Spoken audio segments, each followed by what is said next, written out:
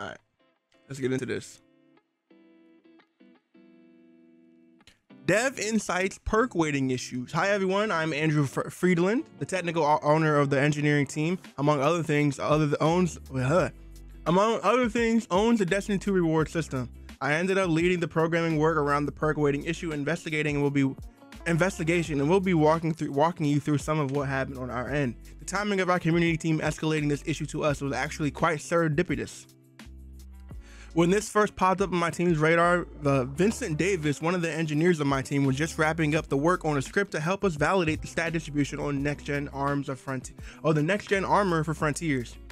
With a few minor tweaks, we were able to use the script to also help us validate weapon perks, simulating thousands of drops per minute and logging the data for us to shoot through. Using this tool, we were able to quickly verify the community's findings, while the probability of any single perk was even, the probability of pairs of perks were anything but. Here are results of dropping of over 100,000 VS Chill inhibitors, as the community had discovered some perk combinations are more common and some are less common, and some are almost impossible to get. So let's see the one that we really want to see. So bait and switch and Envious Arsenal was literally the least, good lord. Okay. The least able one to get was Explosive Light Danger Zone. So the least likely one to get. But bait and switch was highly probable with the Danger Zone and Cascade Point. But Envious Arsenal was like 229. Good lord. To understand what's happening here, we will just need to take a deep dive into some math and computer science to define what random means to us. What is random? True random events are things that we can often assign probabilities but can't predict. This includes things like a coin flip or a die roll, as well as broader physical phenomena like where lightning it will strike and when radioactive atom will decay. For all those, we can make general predictions on about how likely something will be, but we can't forecast exactly what will happen.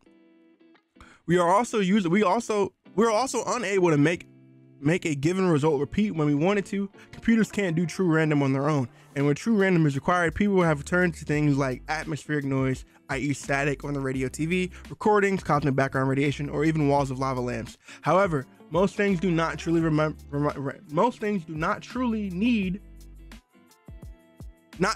random numbers, and for games we generally don't want true random since we can't control it. One big advantage of PRNG over true random for games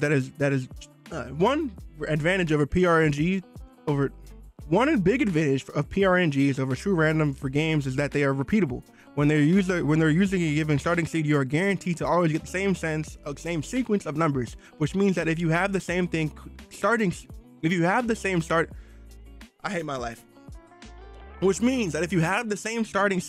same inputs, then the game will turn out the same way. Games use this for many different uses, from the saved films to fair tournaments and many more. Good lord, I don't know why my brain's not working today. One big disadvantage of PRNGs, as called out in the name, is that there are pseudonyms. One big disadvantage of PRNGs, as called out in their name, is that they are pseudonyms. There can be patterns that appear in the output of PRNGs, and depending on how you use them, they may end up amplifying those patterns instead of getting something that appears random.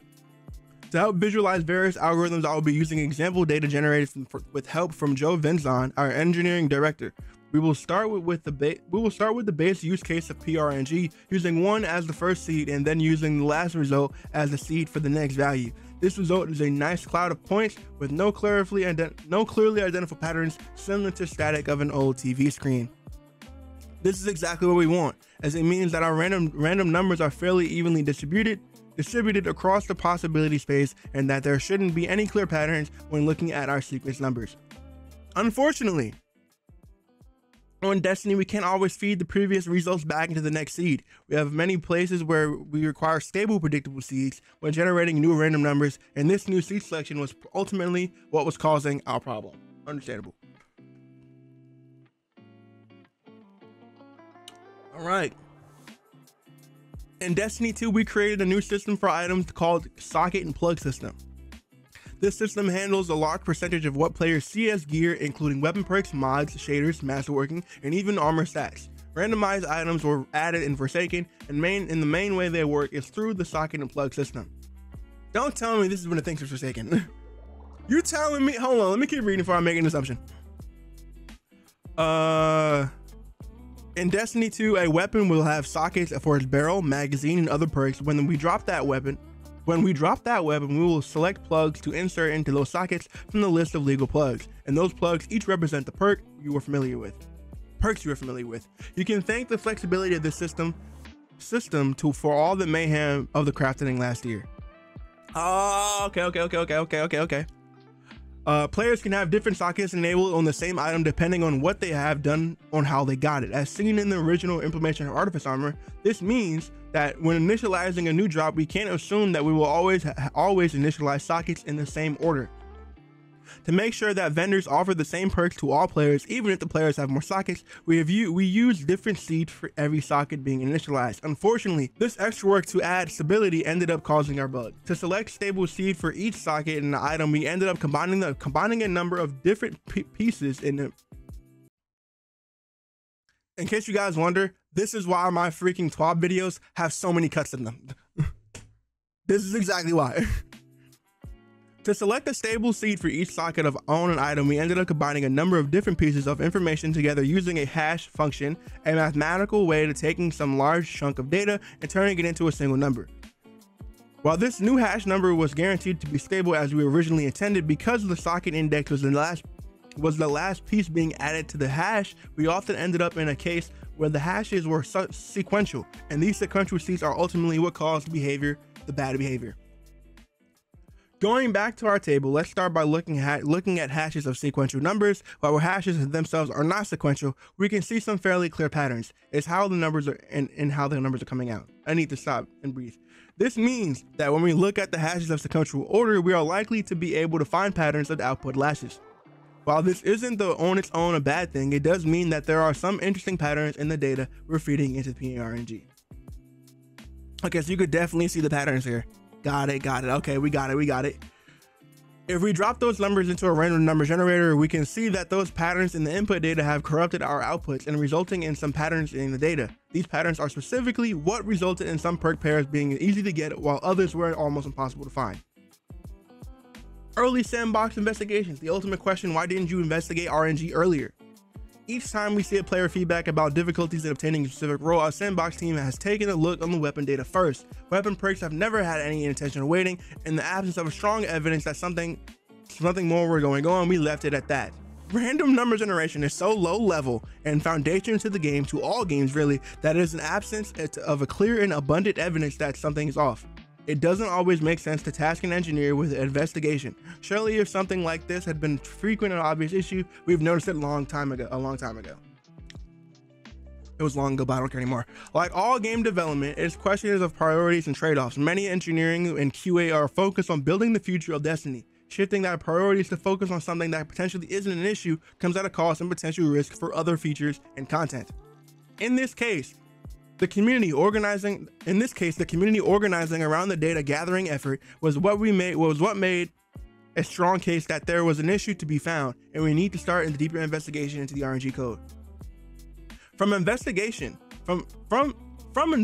we found that the issue had been in the game for some time, but it's only recently received substantial community focus and traction. Players began focusing primarily on the multi-max CCX submachine gun from Iron Banner and the VS-2 inhibitor heavy grenade launcher from the Vesper Host dungeon.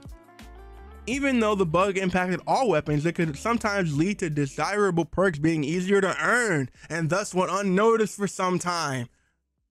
So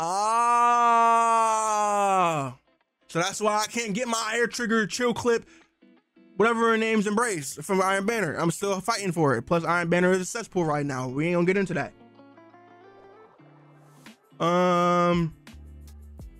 Several overlapping issues are responsible for this. The issue is most egregious on weapons with 6 perks per column. Some other similarly desirable weapons over the years have had more or fewer perks than this, masking the impact of the issue to a degree. This bug is heavily mitigated by perk columns with multiple choices. Adept weapons and playlist weapons have access to multiple perks per column. Most endgame weapon sources such as raids, trials, nightfall strikes, and adept weapons. Players could even Players could earn more perks per column on Vanguard, Crucible, and Gambit weapons via reputation resets. The bug is largely irrelevant on craftable weapons, which have applied to raids and most non-endgame weapon sources since the introduction of crafting in Witch Queen. Ultimately, our community was able to compile enough evidence over time to prove that even with the appropriate content setup of equally weighted perks, there are some deeper issues to solve. Okay, so this has been going on for years and nobody knew. Granted, nobody also includes Bungie, because they like they said here, one person saying that the perks are weighted weirdly is just not a big enough issue, not a big enough like warrant, if it's not multiple masses and masses of evidence and data to send somebody to go look into it. Because like I said before, RNG is the foundation of this game and other games as well. So if it was a big deal, we would notice it by now. So understandable, but the fact that this could potentially be going on since Forsaken is crazy. That's crazy. Moving on. Drink some more tea because I'm thirsty. The fix. Ben Thompson, one of our more tenured engineers, recognized this issue almost immediately. For anyone who was around when the original Whisper of the Worm mission launched, you may remember having issues getting the Taken Blight public event to actually appear. The Cabal again. Oh, that's exactly what it was. Yep. It turns out that the underlying problem here is similar, where we were using sequential inputs to feed the seed of a random number generator. The fix in that case, and here as well, was to multiply our hash inputs by large prime numbers to better distribute them, also known as salting the data. While there will still be regular steps between sequential inputs, the actual value is now significantly different between two sequential inputs, and thus we are avoiding some of the patterning issues. When we hashed these salted inputs, we ended up with a much better distributed series of hash values. Perfect. And when we feed the salted hashes into a random number generator, we once again end up with nice point cloud with no clearly discernible patterns. Going back to our original test case with the VS chill inhibitor, what do our perks roll look like with the fix? And what do our perks rolls look like with this fix? All the perk pairs show up relatively evenly, with the minor variations around the average, as well as would be expected for sampling or random events. The probability of getting any specific perk pair should now be close to true random as originally intended. This fix for the perk selection went live with update 8.1.0.4, and we plan to do audits over multiple areas of the code base soon to watch any similar issues. All in all, these learnings will empower us to prevent this from happening again, or at the very least, will help us do better spot checking from time to time to ensure this bug does not resurface.